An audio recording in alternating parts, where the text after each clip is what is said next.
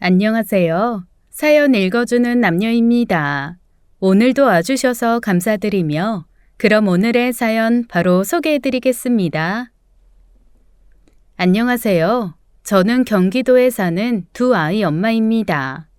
40대 중반이고 직장 생활 열심히 하다 3년 전에 그만두고 1인 사업을 하고 있어요. 온종일 노트북 보면서 혼자 일하다가 몸이 찌뿌둥하면 동네 뒷산으로 운동을 나갑니다. 전 산을 좋아하는 편이에요. 특히 정상까지 올라가서 내려다보는 그 짜릿함, 그 맛에 등산을 하는 것 같네요. 살다 보면 평지도 있고 오르막도 있고 속 시원한 내리막도 있는데 전 단순하게도 이렇게 생각했어요. 나이 들면 사는 게 순탄하기만 할 거라고요. 얼마 전 점잖기만 한 시아버지께 큰일이 있었습니다. 아주 막대먹은 인간한테 걸려서요. 그런데요, 자기가 꼰 새끼줄로 자기를 묶는다고 그 못돼먹은 인간 제가 한 방에 날아가게 만들었네요. 그 얘기를 해보려고 사연을 씁니다. 결혼하고 시부모님이 편하기만 한 며느리가 있을까요? 있다고 해도 손에 꼽을 거예요. 전 선머슴 같단 소리 듣는 성격이라 신혼 초부터 시부모님이 어렵기만 하더라고요. 왜 드라마 보면 살갑고 애교 많은 며느리 있잖아요.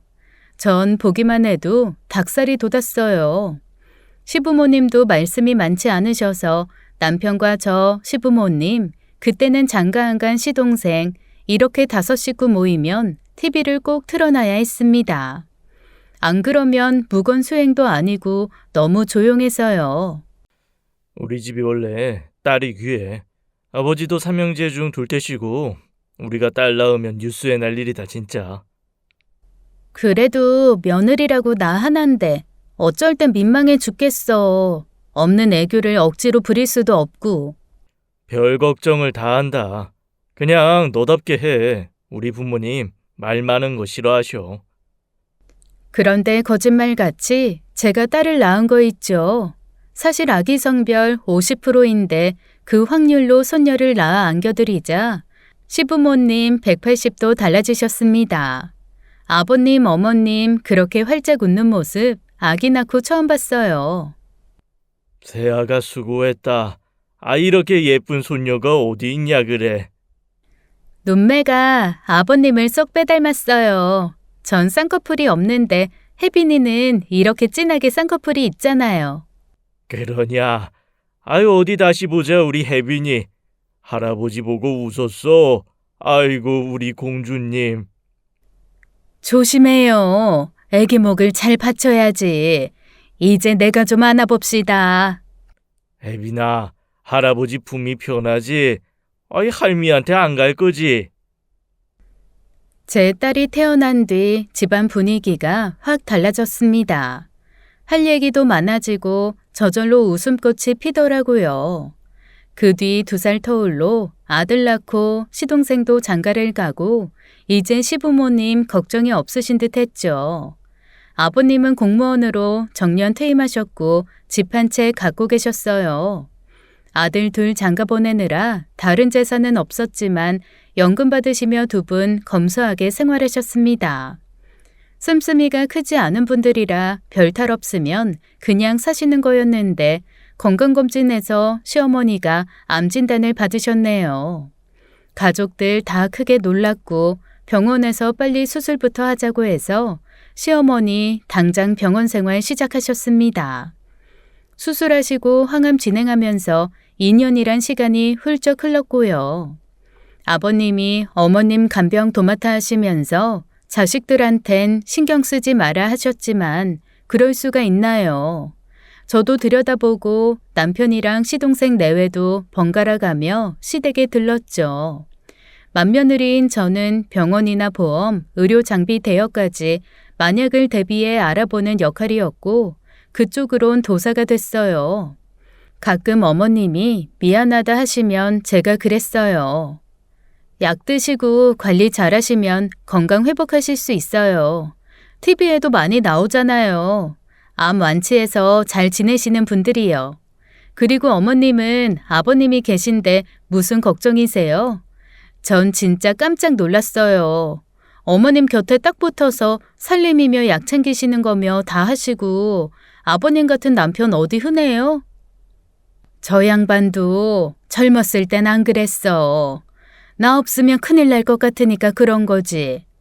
에휴, 걱정 끼쳐서 미안하다. 아버님, 시간, 체력, 어머님께 다 쏟아부었고 자식들한테 손 안 벌리려 노력하셨지만 현실은 돈이 문제였습니다. 어머님 암투병 기간이 2년이 넘어가고 있었고 합병증으로 난치병까지 생기면서 아버님 초조하고 걱정되셨던 모양이에요. 아들 둘이 생활비랑 병원비 이렇게 저렇게 더 드리겠다고 하니 아버님은 화를 내셨습니다. 그리고 시아버지는 일을 해야겠다며 자식들에게 통보하셨어요. 나 일 구했다. 사무실 많이 들어가 있는 빌딩에 취직했고 야간 경비 일이야. 밤일이라 낮보다는 돈을 더 준다는구나. 너희 괜히 우리 준다고 돈 보내지 말고 신경 닦어. 자식들 다 놀랐어요. 어머님 간병하시랴 살림하시랴 힘드신데 그것도 야간 경비 일을 하신다니. 남편이 먼저 입을 열었습니다. 꼭 하셔야겠어요. 그러다 아버지까지 병나시면 어떡해요. 그럴 일 없다. 하다 좀 힘들면 간두면 되지. 일이라는 게 하기 막상 시작하면 어떻게든 하게 돼 있어. 졸린 거 참아보지 뭐. 안 그래도 새벽 일찍 눈 떠지는데 집에 있으면 뭐해. 그래도 밤에 4시간 주무시는 거랑 밤 새시고 낮에 눈 붙이시는 건 천지 차이죠. 아버님, 이번 일은 일단 못한다고 하시고 낮에 하실 수 있는 일 찾으시면 어떨까요? 저랑 혜빈 아빠가 방법 찾아볼게요. 난 괜찮다. 일단 뛰어들어 볼 거야. 너무 걱정들 말아라. 내 마음은 오히려 가벼워. 돈 걱정하면서 마음 무거운 것도 싫고. 그리고 낮에 일은 못하지. 니들 엄마 돌봐야 하는데. 그런 줄 알고 각자 생활들 열심히 해. 그렇게 아버님은 야간 경비 일을 시작하셨어요. 오전에 퇴근하셔서 잠깐 눈 붙이셨다가 어머님 챙기시고 빨래 청소도 조금 해두셨죠. 저도 며칠에 한 번씩 시댁에 들렀어요. 남편이 가기도 하고 제가 가기도 하고 둘 다 맞벌이였기 때문에 주로 아버님 안 계시는 밤에 들렀습니다. 어머님은 아버님과 같이 이른 저녁을 드셨고 일찍 잠자리에 드셨어요. 그러면 저나 남편이 가서 설거지를 해놓거나 쓰레기 분리수거, 욕실 청소 같은 걸 해놓고 왔죠. 아버님은 괜찮다 하시지만 솔직히 자식들은 걱정이 많이 됐습니다. 시동생 내외는 갓 태어난 쌍둥이 돌보느라 정신이 없어서 저랑 남편만 시부모님을 챙겼죠. 가끔 동서가 미안하다고 전화를 해왔어요. 형님, 저예요. 죄송해요. 전 가보지도 못하고 어머님 혼자 계실 때 형님이랑 아주버님이 번갈아 가신다고 들었어요. 그렇지 뭐. 쌍둥이들 잘 있어? 너무 예쁜데 또 그만큼 힘들지? 그래도 한 방에 아들, 딸 다 낳은 건 축복인 거 알지? 애기 키우느라 바쁜데 어딜 와. 걱정 말고 쌍둥이 사진이나 어머님, 아버님께 자주 보내드려. 보고 싶다, 애기들. 상황이 이러니 어쩌겠어요. 저도 직장일 하랴 애들 키우랴 바빴지만 시부모님 챙기는 것도 소홀히 할 수 없었습니다. 가끔 친정집에 가는 게 유일한 낙이었어요. 친정 부모님은 시골에서 노후를 보내고 계셨습니다. 친정아빠는 경찰이셨는데 근무 중에 다치시는 바람에 은퇴하셨고 그 뒤 도시 생활을 정리하고 고향에 가셨어요. 제가 시아버지 소식을 전하니까 친정 부모님도 안타까워하셨습니다. 그 점잖은 양반이 경비 일을 버틸 수 있을까? 아파트보다는 나을 것 같긴 해도 적지 않게 민원이 많을 거라고. 사람 다 퇴근한 야간 시간에 하시는 거고 입주해 있는 사무실 사람들 다 점잖대요. 그래도 참주려가며 하는 일은 시간 지나면 힘드실 텐데. 안 되겠다. 가영아, 엄마가 몸에 좋은 나물이랑 반찬거리 많이 싸줄 테니까 이건 따로 사돈 어른 갖다 드려. 잘 드셔야 일을 하시지. 엄마는 농사 지으신 야채, 곡식, 몸에 좋다는 말린 약초 같은 걸 잔뜩 싸주셨습니다. 어떤 건 끓여 먹어야 좋고 어떤 건 들기름에 묻혀야 좋다고 하시면서 꼭 시부모님 드리라고 하시면서요. 친정엄마가 싸준 반찬에 이것저것 시댁에 가져가면 시부모님 참 좋아하셨어요. 갓 단 싱싱한 참외, 토마토, 아삭이 고추며 무농약 양배추까지 시부모님 드시기 편하시게 손질까지 해두고 나오면 그렇게 뿌듯할 수가 없었습니다. 꼭 감사하다고 전해드려라. 매번 이렇게 받기만 해서 어떡해. 잘 드시면 그걸로 좋으시대요. 드시고 입에 맞으시면 꼭 말씀해 주세요. 저희 엄마 아빠 그전화만 받길 기다리실걸요. 더 보내고 싶으셔서요. 고맙구나 정말로. 다 맛있고 입에 잘 맞아. 아껴 먹을게. 아껴 드신다는 얘기에 괜히 속상하더라고요. 자식들 다 출가시키고 여행 다니시며 즐기실 나이에 아버님 다시 생활전선 나가시고 어머님 저렇게 아프시니 얼른 어머님 나으셔서 두 분 생활도 나아지셨으면 했습니다. 아버님은 야간 경비 일을 시작하신 지 어느새 1년이 지났어요. 자식들 걱정이 무색할 만큼 아버님은 일도 어머님 간병도 소홀히 하지 않으셨죠. 남편은 아버님이 정신력으로 버티시는 것 같다고 했습니다. 저는 가끔씩 아버님 야참을 싸서 빌딩으로 갔어요. 출근 전에 저녁 식사를 잘 하시면 좋은데 어머님 챙기시느라 저녁을 거르고 가실 때가 종종 있었거든요. 좋아하시는 반찬에 잡곡밥에 건강차를 우려서 갖다 드리면 뭘 이런 걸 갖고 오냐고 하시면서도 참 좋아하시고 잘 드셨습니다. 그날도 아버님 맛있게 드시는 모습 보려고 했는데 글쎄 못 볼 꼴을 보고야 말았어요. 차를 세우고 빌딩 사이를 걸어 들어가는데 저쪽 아버님 근무하시는 빌딩 현관에 사람들이 모여 있더라고요. 누가 막 큰 소리를 지르고 있었고 도둑이 어떻고 경찰이 어떻고 하는데 괜히 기분이 싸했습니다. 도둑이 들었나 보네. 근데 아버님 일하시는 빌딩 같은데 무슨 일이야? 사람들을 뚫고 들어가 봤더니 글쎄 우리 아버님이 웬 남자한테 멱살이 잡혀서 곤욕을 당하고 있는 거였어요. 경비랍시고 이래도 되는 거야? 하는 일도 없이 어슬렁거리더니 남의 것 훔쳐가는 것도 속이 편하디? 이 도둑놈아. 무슨 오해가 있나 본데. 나 아닙니다. 이보세요 사장님. 일단 이 멱살 좀 놓고 얘기해요. 이건 경우가 아니죠. 경우 내 물건이나 내놔. 도둑질 해놓고 어디서 오를발이야. 이날 이때껏 남의 거 손댄 적 단 한 번도 없습니다. 하늘에 맹세코 단 한 번도 없다고요. 잘못 보신 겁니다. 점입가경으로 그 남자 아버님 멱살을 잡고 흔들면서 욕을 하고 아버님 면전에 침까지 뱉으려고 하더라고요. 아버님이 막 저항하고 아니라고 하니까 그 남자 지분을 못 이겨 글쎄 아버님 뺨을 때리려고 하는 게 아니겠어요?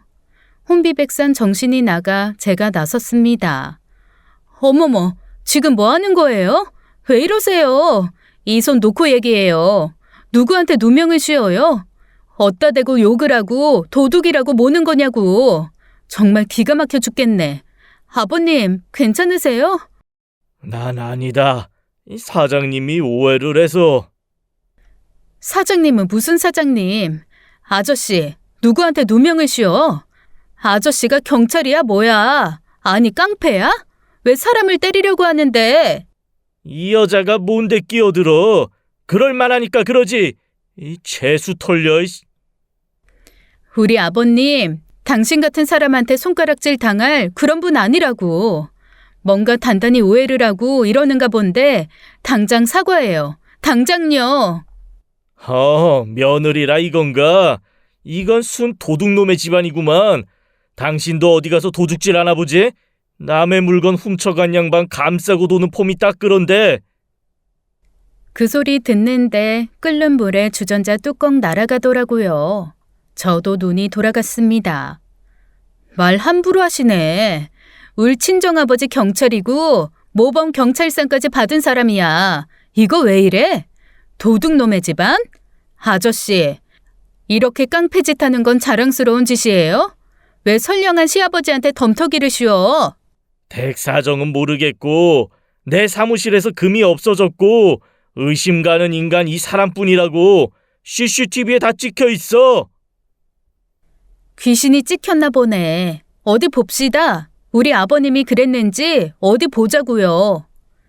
어디서 이런 모함을 하는지 흰머리 성성한 아버님 멱살 잡은 그 남자, 겉모습도 유난이었습니다. 베레모는 삐딱하게 쓰고 위아래엔 명품 로고 잔뜩 박힌 옷을 입고 있었는데 하는 짓은 영락없는 양아치였어요. 그 남자 말로는 자기 3층 사무실에 금이랑 귀중품을 보관해뒀는데 그게 일부 사라졌다는 거였습니다. 가져갈 사람은 우리 아버님밖에 없다고 우기고 있었어요. 이럴 줄 알고 내가 CCTV를 단 거야. 세상에 믿을 인간 하나 있는 줄 알아? 경비라고 하면 의심 안 받을 줄 알았나 보지? 그 남자 사무실 입구 앞 CCTV를 살펴보니 새벽에 사무실 입구를 지나가는 사람은 야간 경비였던 시아버지뿐이었습니다. 베레모 그 남자는 시아버지를 범인이라 확신해 경찰까지 불렀고요. 도둑놈이 경비를 해. 고양이한테 생선 맡겼네. 어디 콩밥 좀 먹어보셔.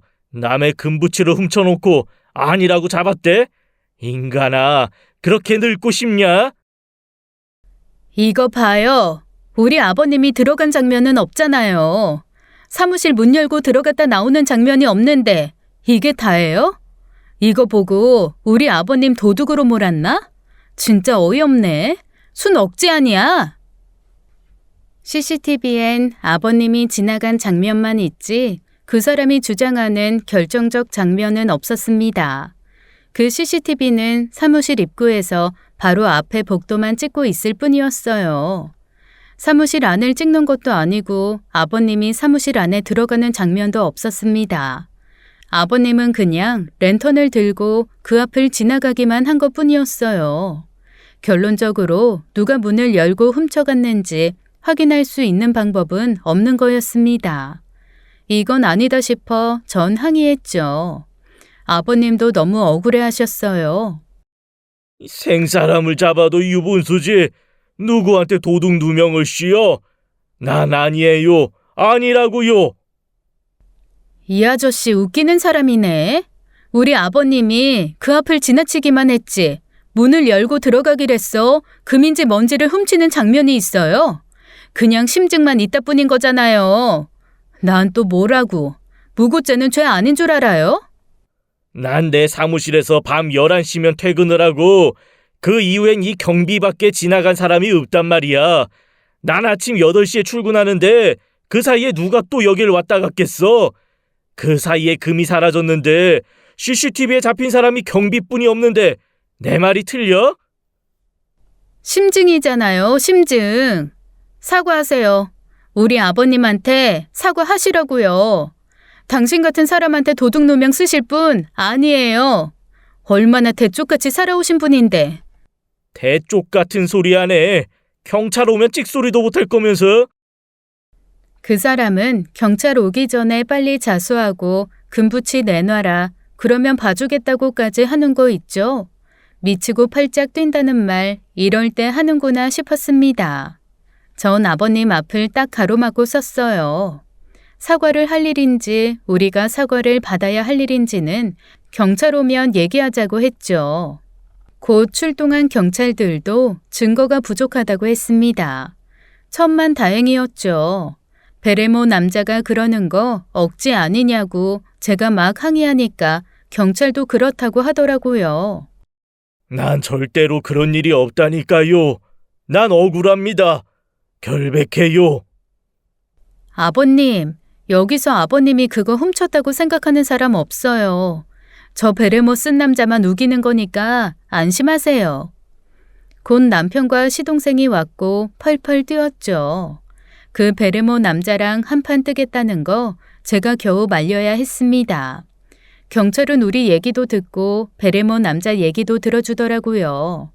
양측의 얘기를 듣고 CCTV까지 봤지만 아버님을 범인으로 모는 건 아니라며 그냥 돌아갔어요. 어디서 점잖은 분을 도둑으로 몰고. 아저씨, 그러는 거 아니에요. 자기가 무슨 과학수사대야 뭐야? 우리 아버님한테 누명 씌운 거 사과해요. 당장요. 본인이 잃어버려 놓고 괜히 만만해 보이는 우리 아버지 걸고 넘어지는 거 아니냐고요. 이런 모욕이 어딨어. 우린 뭐 가만히 있을 줄 알아요? 저랑 남편, 시동생까지 나서서 베레모 남자한테 항의했지만 그 남자 아주 철면피였어요. 내가 여기서 물러날 줄 알고 두고 봐. 두고 보자고. 뭘 두고 봐요? 웃기고 있어 정말. 아버님, 오늘은 그만 집에 가세요. 얼굴이 창백해지셨어요. 시동생이 대신 있기로 하고 저와 남편이 아버님을 집까지 모셔드렸습니다. 속이 얼마나 상했는지 몰라요. 불안당 같은 인간한테 도둑으로 몰리고 아버님 생애 가장 모욕적인 순간이 아니었을까 어렴풋이 짐작만 할 수 있었죠. 어머님은 우리가 들어가니까 깜짝 놀라셨어요. 무슨 일이냐고 자꾸 물으시는데 제가 그냥 아버님 어디 부딪히셔서 잠깐 기절하셨다고 그래서 병원 들렸다가 집에 모시고 온 거라고 둘러댔습니다. 당신 정말 괜찮은 거 맞아요? 애비야, 병원에서 그랬어? 네 아버지 집에 가도 괜찮다고? 네, 엄마. 안심하세요. 집에서 안정 취하면 된댔어요. 어머니도 들어가 주무세요. 아무 일도 아니니까. 시부모님 잠자리에 드시는 거 보고 남편과 저 착잡한 마음으로 나왔습니다. 너무 속상하더라고요. 저흰 그 일이 있고 아버님이 경비 일을 그만두셨으면 했습니다. 그 불안당 같은 남자랑 엮이시는 게 싫어서요. 하지만 아버님은 생각이 다르셨어요. 당신이 잘못한 게 없고 당당한데 왜 그만둬야 하냐고요. 오히려 지금 그만두는 게 더 이상한 거 아니냐며 일을 계속 하시겠다는 입장이었습니다. 그런데 얼마 안 가 아버님은 해고되셨어요. 다 그 베레모 남자 때문에요. 경찰이 아버님을 범인으로 단정하기 어렵다고 했는데 그 남자는 막 나가더라고요. 건물 관리실에 가서 진상을 부렸다는 거였습니다. 어디서 그런 도둑을 경비로 채용했냐고 돈 먹고 채용한 거 아니냐? 채용 과정 제대로 소명하라고 하질 않나? 안 그러면 경비실 앞에서 1인 시위를 하겠다. 방송에 제보하겠다며 난리를 쳤다는 거였습니다. 결국 아버님은 해고 통보를 받았고 억울하게 일자리에서 잘리게 되신 거였어요. 그뿐 아니었습니다. 그 베레모 악질이었어요. 아버님 개인 번호를 어떻게 알았는지 문자와 전화로 협박을 일삼더라고요. 아버님이 통식사를 못 하신다고 하셔서 제가 시댁에 갔었어요. 문자가 연신 울리길래 봤더니 기가 막혀서 그 베레모 남자가 되도 않는 협박 문자를 보내고 있었어요. 어디서 뺨 맞고 어디서 화풀이인지 선비 같은 우리 아버님 만만하게 보고 이러는 게 틀림없었습니다. 이 인간 제정신이 아니네. 콩밥 먹을 인간은 이 인간이잖아. 아버님을 이렇게 괴롭혀? 순 또라이 양아치 아니야. 나쁜 인간. 가만 안 둘 줄 알아. 문자 내용은 이랬습니다.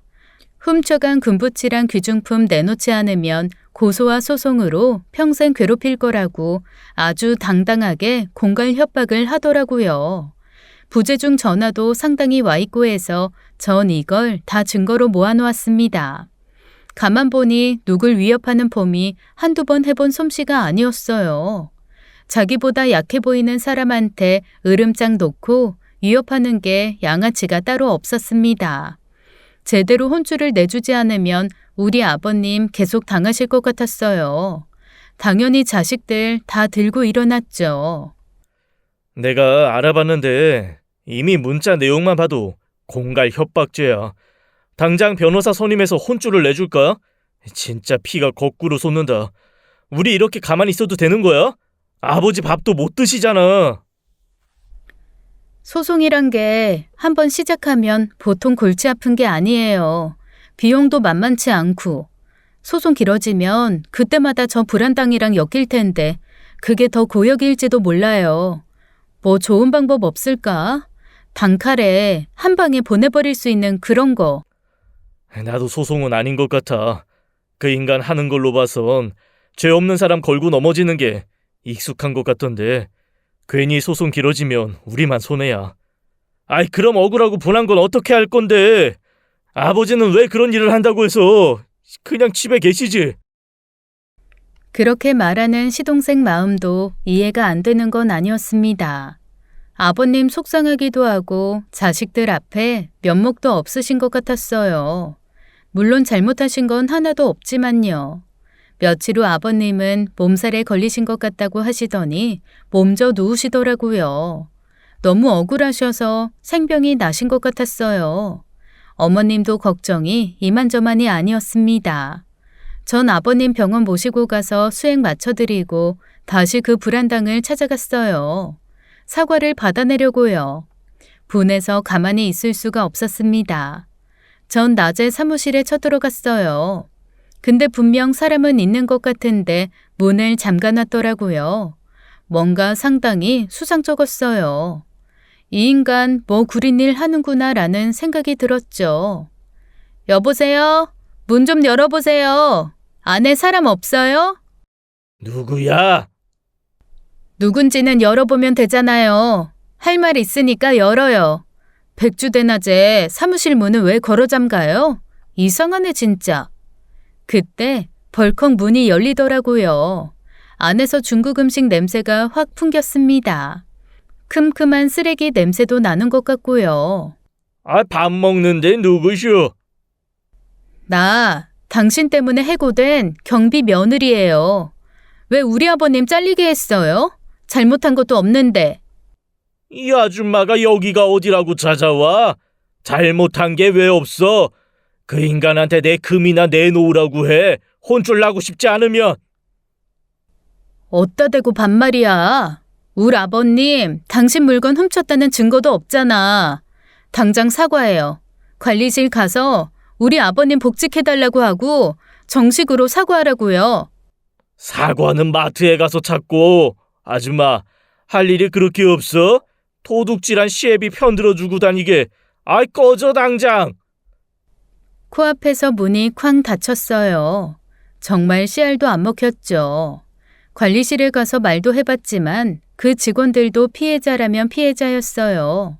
베레모스는 그 불안당 때문에 여간 골치 아픈 게 아니라고, 그 사람 말 안 들어주면 매일같이 괴롭힐 게 뻔하다고 고개를 절레절레 젓더라고요. 이대로 물러날 제가 아니었습니다. 우리 아버지 경찰로 날리셨을 때 일 정말 잘하셨거든요. 그 피를 제가 물려받았는지 한번 꽂히니까 이 일 제대로 해결해야 직성이 풀리겠더라고요. 전 빌딩이 마주 보이는 카페에 죽치고 앉아 방법을 찾았습니다. 분명 방법이 있을 텐데. 뭔가 상당히 구려. 저 양아치 분명 약점이 있을 거야. 빨대를 잘근잘근 씹으면서 고민을 해봤더니 하나 떠오르는 게 있더라고요. 그 베레모 남자 하는 짓이 딱 진상이었습니다. 자기 마음대로 안 되면 고성부터 지르는 사람인 것 같은데 평판이 좋을 것 같진 않았어요. 전 카페 하는 지인한테 부탁해 쿠키를 대량 주문했습니다. 그걸 낱개로 포장해서 빌딩에 입주한 사무실을 찾아다니기 시작했어요. 일단 사정 들어주는 데 있으면 들어가서 자세히 물어보자 싶었습니다. 다른 층은 몰라도 3층 사람들은 저한테 무척 호의적이었어요. 그 베레모슨 아저씨가 같은 층 사람들한테도 진상짓을 한 것 같더라고요.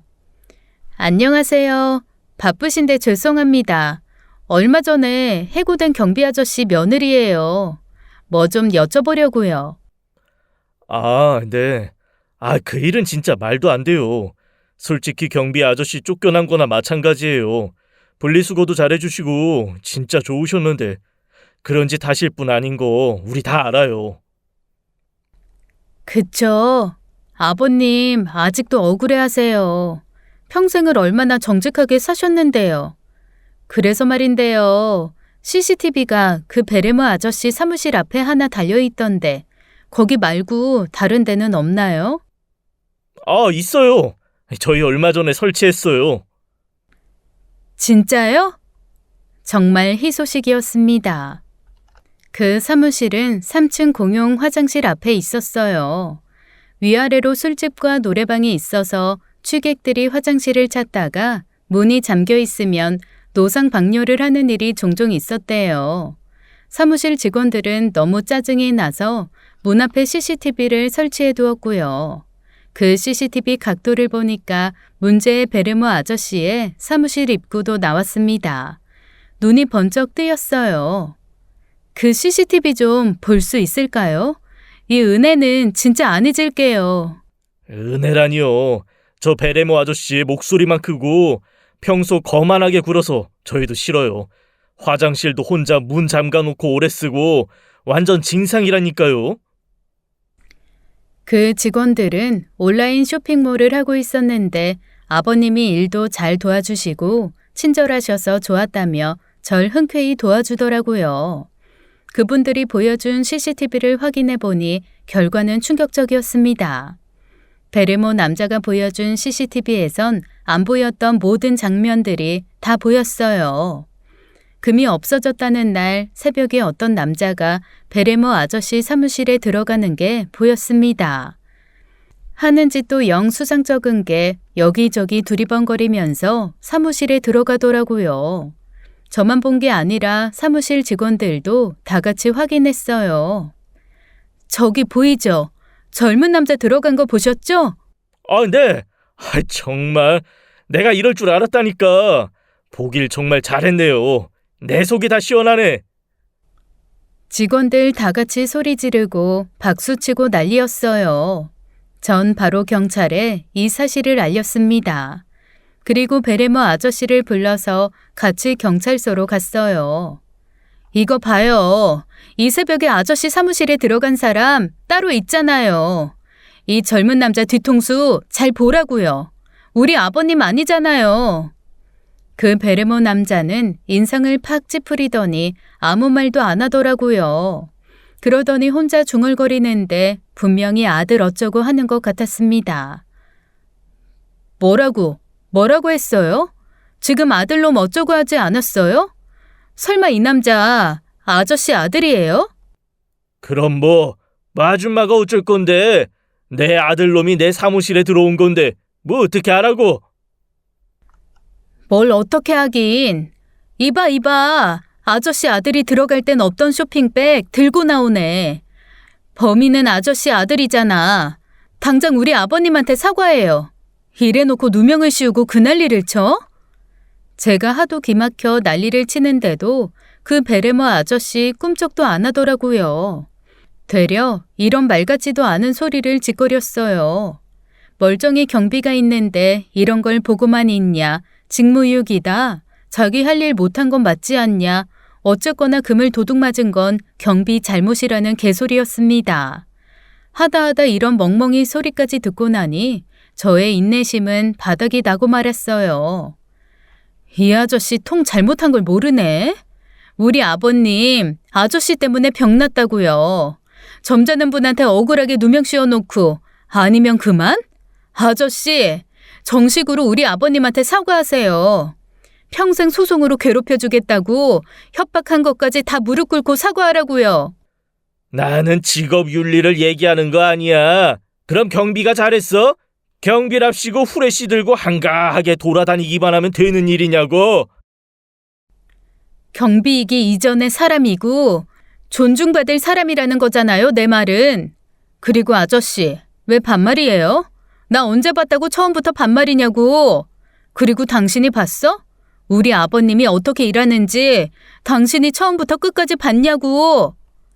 열받아서 날뛰니까 같이 따라와준 쇼핑몰 직원이 제 편을 들어줬어요. 아저씨, 경비 아저씨한테 사과하세요. 아저씨 때문에 일도 못 나오니까 다시 복직하게 해주는 게 맞죠. 누가 봐도 아저씨 잘못 맞잖아요. 경찰까지 나서서 베레모 아저씨한테 훈수를 뒀습니다. 그러는 거 아니라고요. 아들이 가져간 거 모르고 엄한 사람한테 누명 씌워놓고 너무 뻔뻔한 거 아니냐고. 가정교육 잘하셔야지.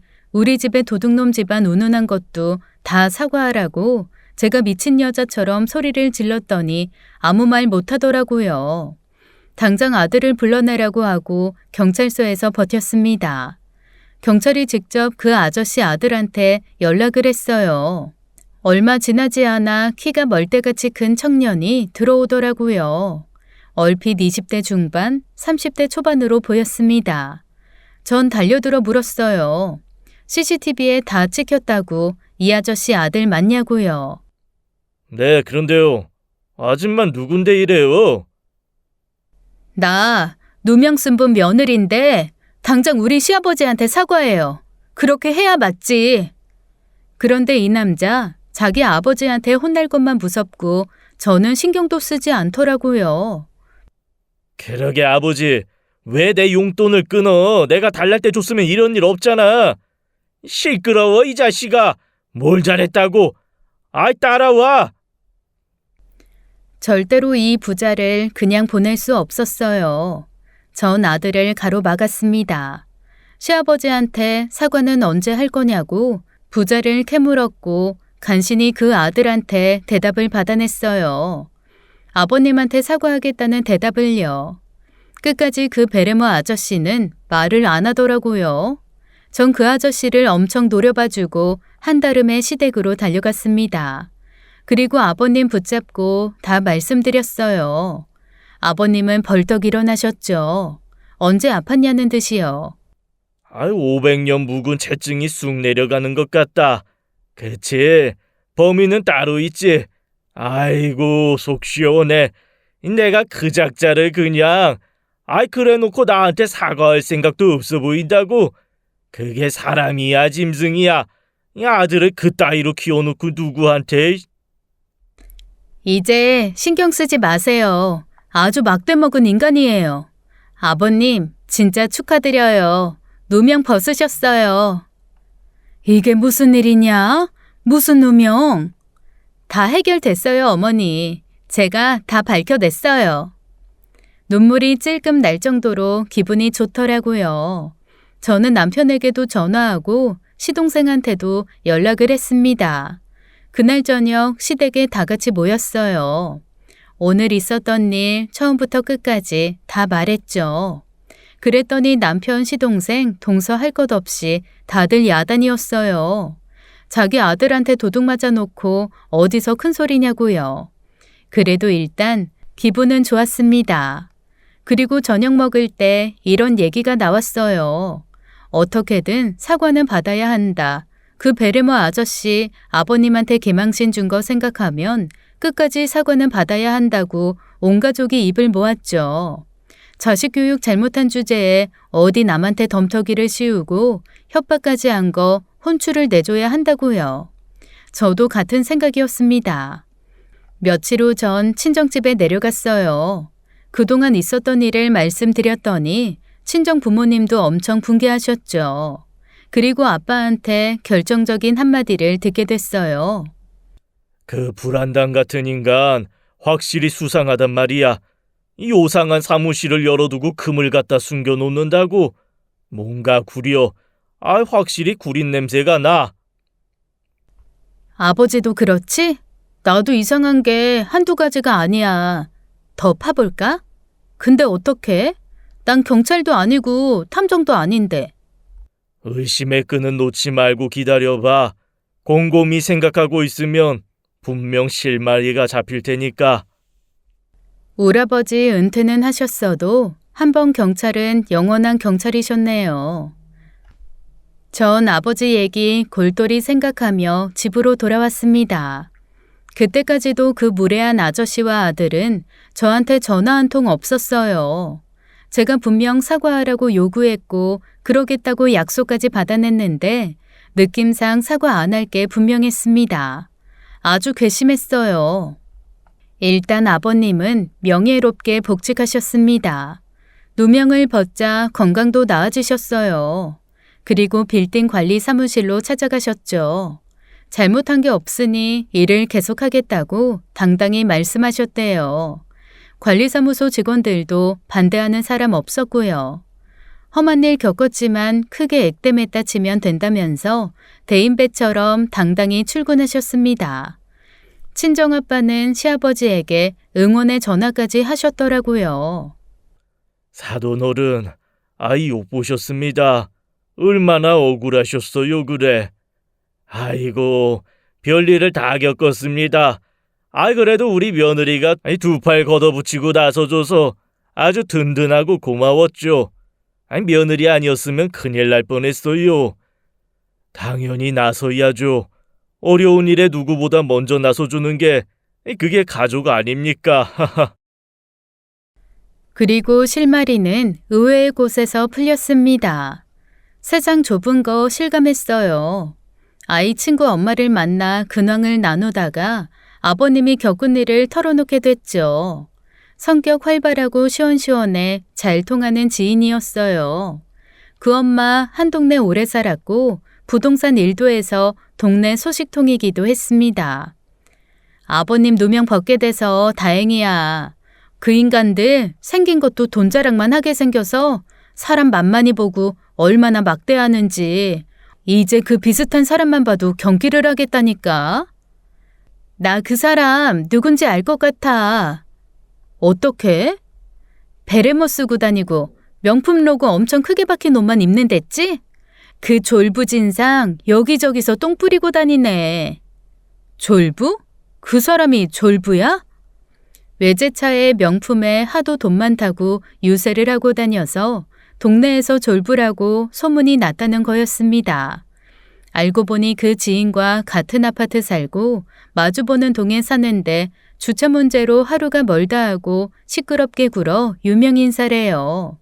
부자가 외제차 한 대씩 있는데 그걸 얼마나 애지중지하는지 꼴불견이라는 얘기였습니다. 아버지 금 훔쳐간 도둑놈 아들도 그 지인이 아는데 부전자전 그 아버지의 그 아들이라고 아파트 경비 아저씨들한테도 엄청 못되게 군다는 거였어요. 이런 말 좀 그런데 유전자가 잘못됐는지 꼭 남 무시하고 하대하고 그 짓거리를 해야 직성이 풀리나 봐. 우리 아파트도 맨날 시끄러워. 그 부자가 온통 휘젓고 다녀서. 그렇게 돈 자랑은 하면서 이사는 왜 안 가나 몰라. 아파트 경비분들한테도? 진짜 웃기는 사람들이네. 그럴 거면 고급 빌라 같은 데 가서 살지. 여기서 왜 그러고 산대? 진짜 웃긴다.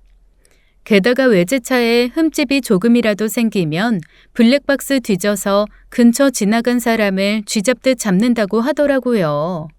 그런데 그 베레모 아저씨랑 아들 같은 층에 마주보고 산다는 얘기를 들었습니다.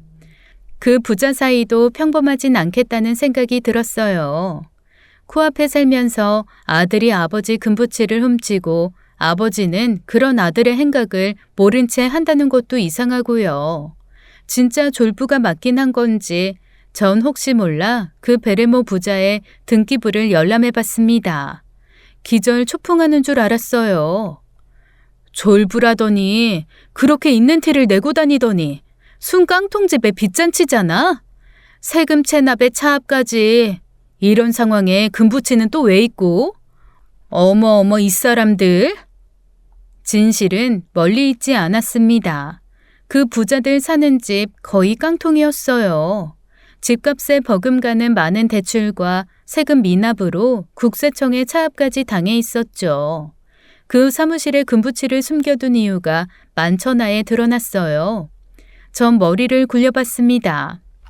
어쩌면 골드바 말고도 현금화할 수 있는 물건들이 더 있을지도 몰랐어요. 그래서 그렇게 예민하게 군 거였죠. 그럼 그렇지. 어디서 방귀 냄새 솔솔 풍긴다 했다. 세금 탈세, 빚도 안 갚으려고 꼼수 쓴 거네. 사무실에 금이랑 돈을 잔뜩 숨겨놨구만. 범죄자 주제에 우리 아버님을 망신을 줘? 전 그 사무실이 뭐 하는 데인지 차근차근 알아보기 시작했습니다. 간판도 없고 상호도 없고 주식 투자를 하는 건지 하여간 개인 사무실은 맞는데 사적인 공간으로 쓰고 있더라고요. 아버님 말씀 들어보면 내부는 크지도 작지도 않지만 같은 평수 사무실에 온라인 쇼핑몰하는 업체가 많이 들어와 있는 걸 보면 짐을 쌓아둘 정도는 되는 것 같았어요. 그리고 사무실에는 주로 베레모를 쓴 아저씨가 상주한다는 것도 알아냈습니다.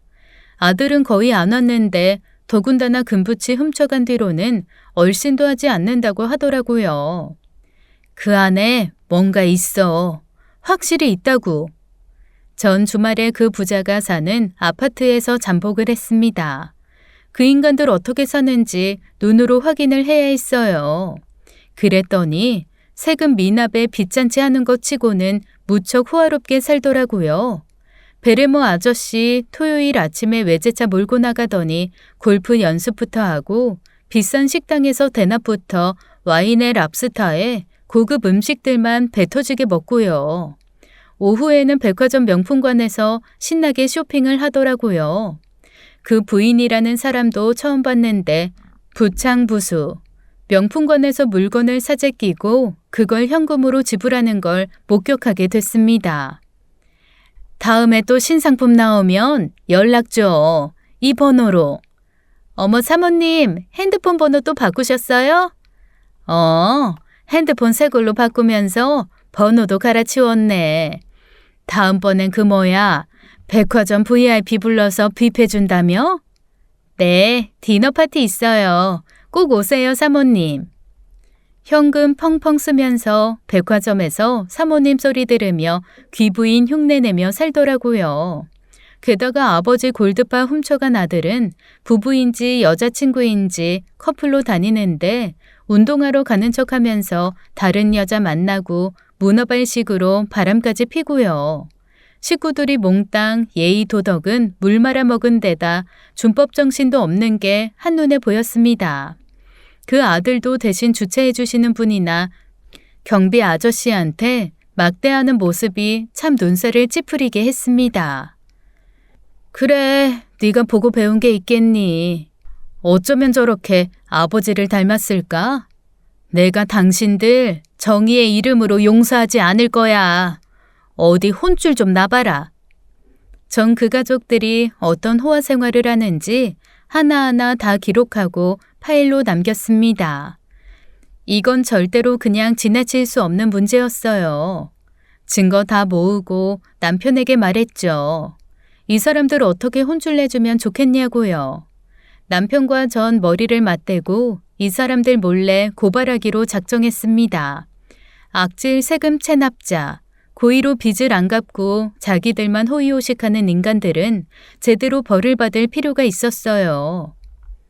저는 이 정황을 해당 세무서 징수과에 몽땅 고발했습니다. 우리 아버님이 당한 일의 복수를 위해 뒤에서 발벗고 나선 거였죠. 뉴스에서만 보던 악질 세금 체납자의 생활을 실제로 목격하니까 더 열받더라고요. 우리 같은 월급쟁이들은 세금 꼬박꼬박 다 내고 발바닥에 땀나게 일하는데 저들은 배 터지게 먹고 욕심껏 살고 있다는 게 너무 억울했어요. 제가 보고 들은 거 의심 가는 내용 싹 다 말하고 이렇게 당부했습니다.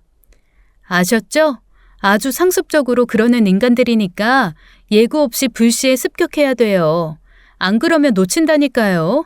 이거 진짜 알짜배기 정보예요. 그 인간들 악질이니까 놓치시면 절대 안 된다고요. 신고 후 전 참을성 있게 기다렸습니다.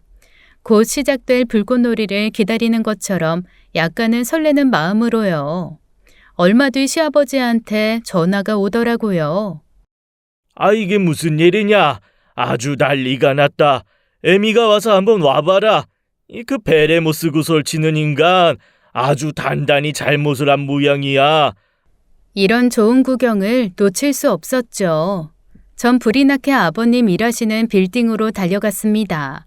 3층에 올라갔더니 베레모 졸부 사무실에 세금 징수과 사람들이 들이닥쳤더라고요. 밖에서 그 난리를 치는데 아무도 없는 척 문을 안 열어주니 경찰까지 출동했습니다. 진짜 그런 난리가 없었죠. 버티다 결국 베레모 아저씨 빼꼼히 문을 열더라고요.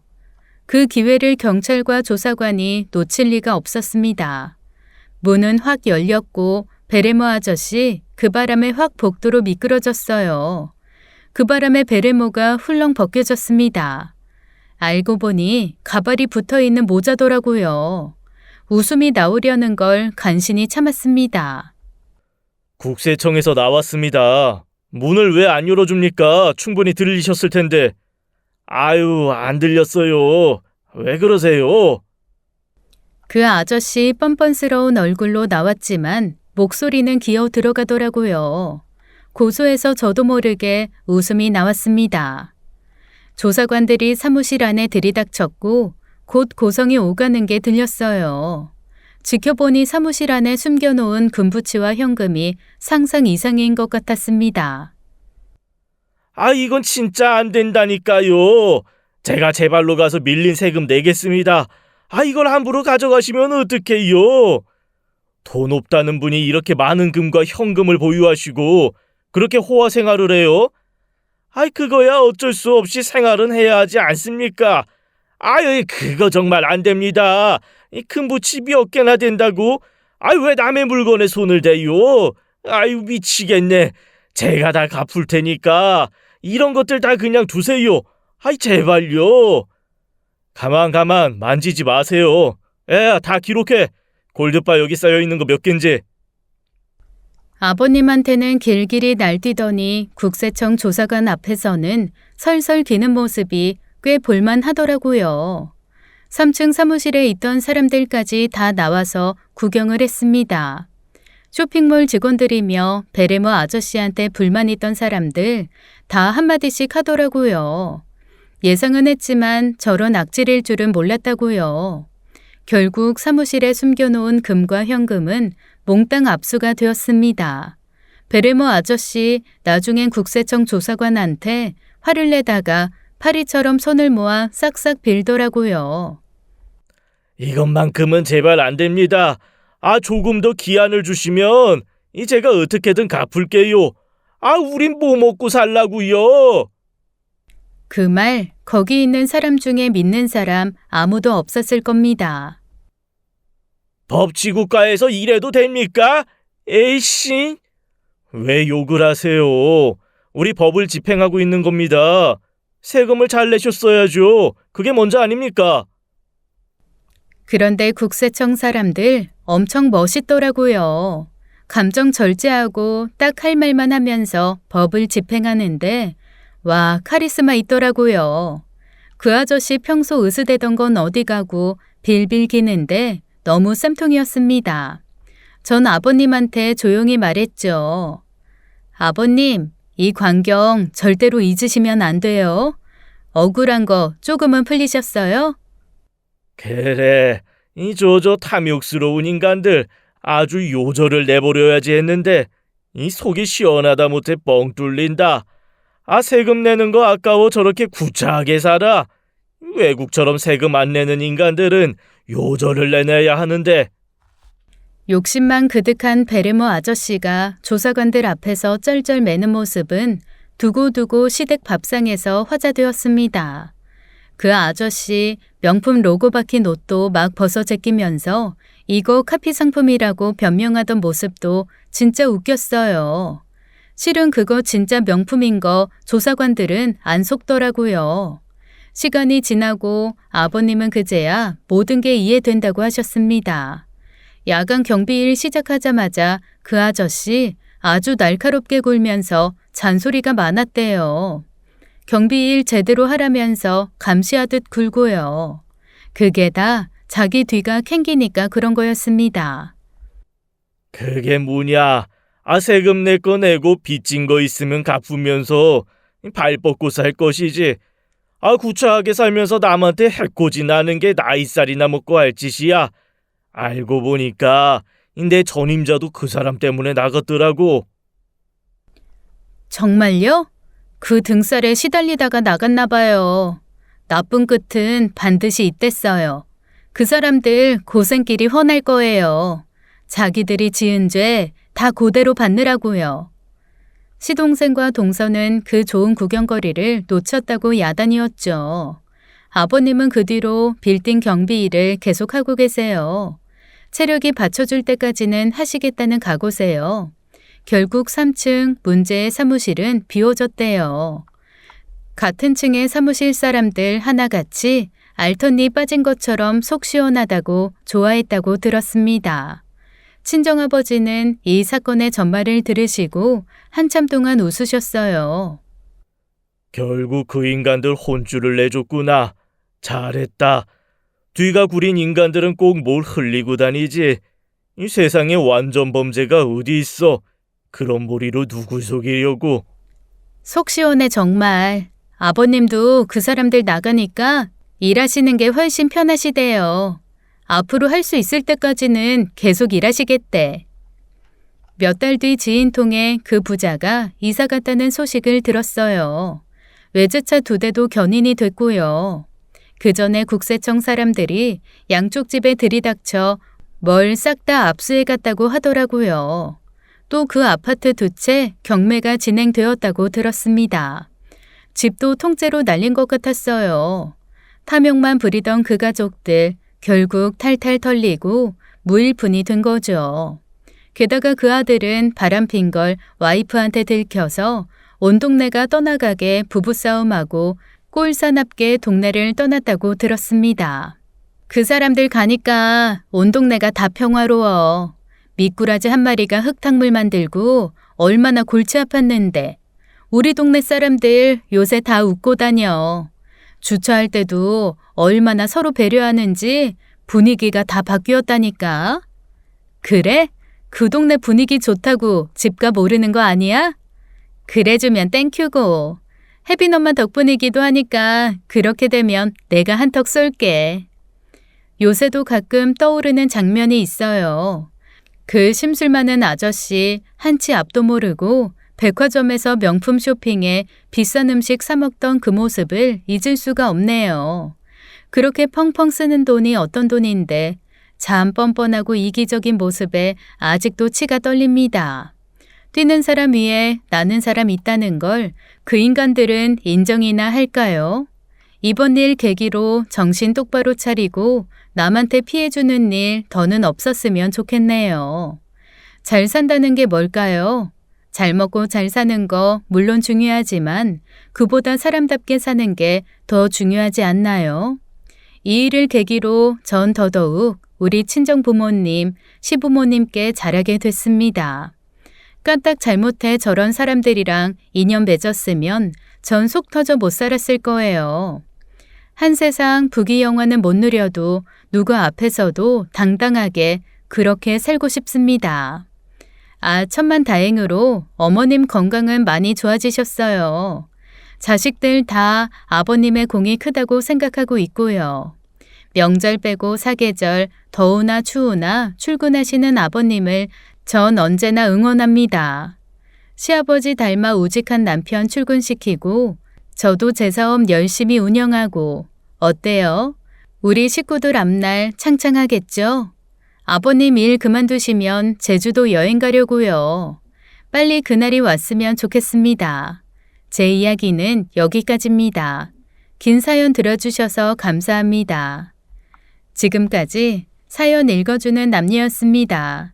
끝까지 시청해주신 여러분 감사드리며 저희는 다음 사연으로 돌아올게요. 감사합니다.